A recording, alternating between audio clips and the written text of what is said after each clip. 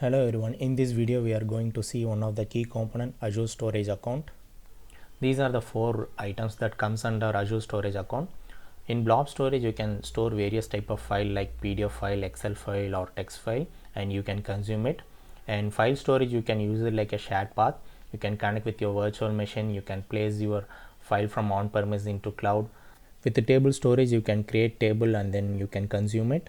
It is based upon NoSQL, and queue storage is a messaging component. We will see them each in detail in upcoming videos. In this video we are going to cover storage account creation and then overview. Before creating a storage account, let's see what are the basic criteria to create a storage account. First is performance.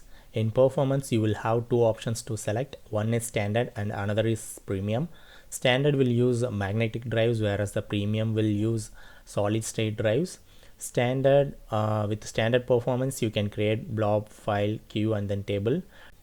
Whereas with the premium type of performance you will have various type of block like block, blob, append blob, page blob, but you cannot create file, queue and then table storage in premium performance, so just keep in mind. And then the other design criteria is replication. With replication you can plan what kind of disaster recovery you want to plan for your data. There are many types of replication type available. Under this I'm going to cover only basic two types, locally redundant and then geo redundant. If you choose locally redundant storage, your data will be replicated in three different machines on the same data center. So suppose if one machine which is storing your data got failed, so you can retrieve your data from the other two. So this provides a guarantee against the hardware failure, but this doesn't guarantee against the natural disaster at a particular data center. Suppose if entire data center is not available, you cannot retrieve your data.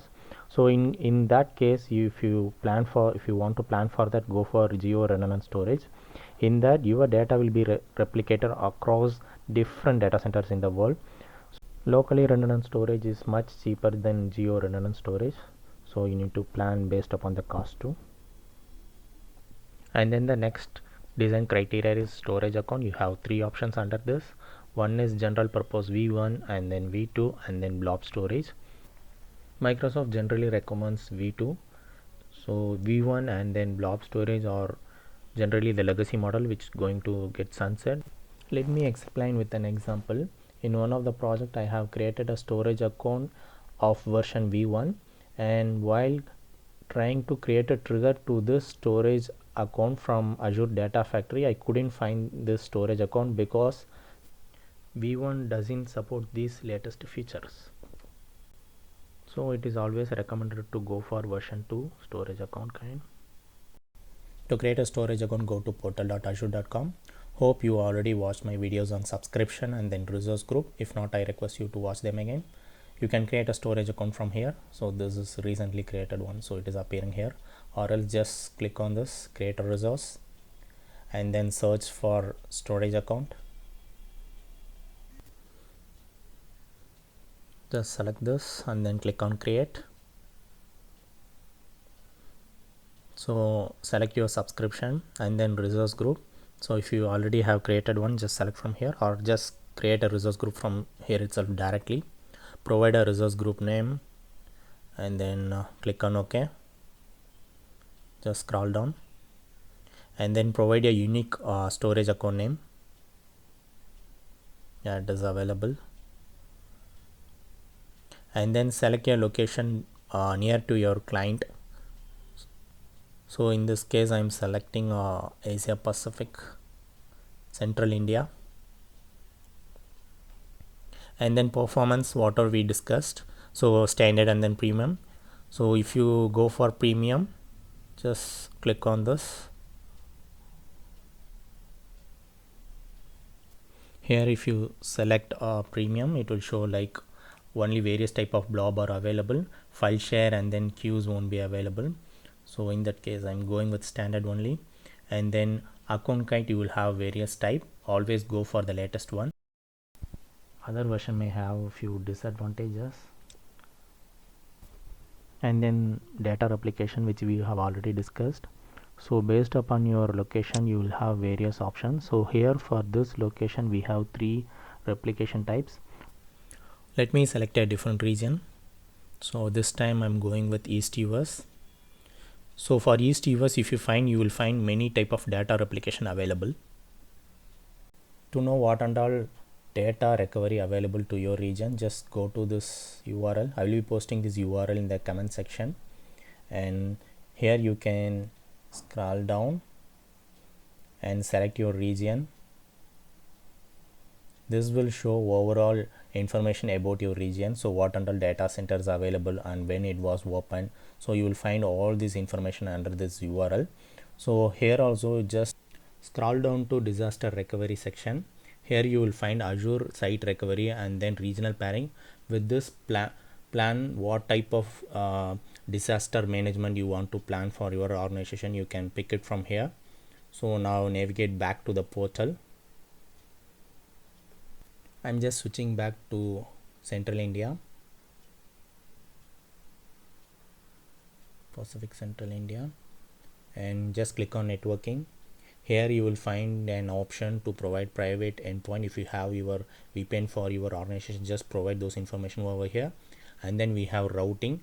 So as of now I'm going with Microsoft provided one, which is the default. So now under data protection, under this you will find various data protection options. So one of the key concept is enable soft delete. This will prevent you from accidental deletion. So if you select this option, you can specify the number of days you want to retain. So if you delete it, this will be retained for 7 days. So I'm going to change it to 50 days. So your data will be in recycle bin, kind of recycle bin. It works like a recycle bin. It will be there for 50 days. That is how soft delete works. And then you can enable soft delete for file share also. And then here we have versioning. So in upcoming videos I will show how this versioning and then soft delete works. So select these two and then go to advanced. So here you will find various security related advanced features. So for example, we have TLS version. So you can specify the TLS version you want to use. 1.2 is the latest one. So I'm just selecting that. If you want your blog to access publicly, just enable this. And then the second option is cool and hot. If you keep on accessing your data frequently, just go for hot one or else go for cold one. This also decides your pricing. And then tags. So these are optional one. If you like to provide, just provide, or else just ignore. I'm just providing department and the value as digital. Let me add one more tag also before creating. So environment, that is dev. Now click on review and create. Running validations. So validation have passed. Now create. It will take couple of minutes to create, so let's wait for it. Yeah, it was created now. Just click on this.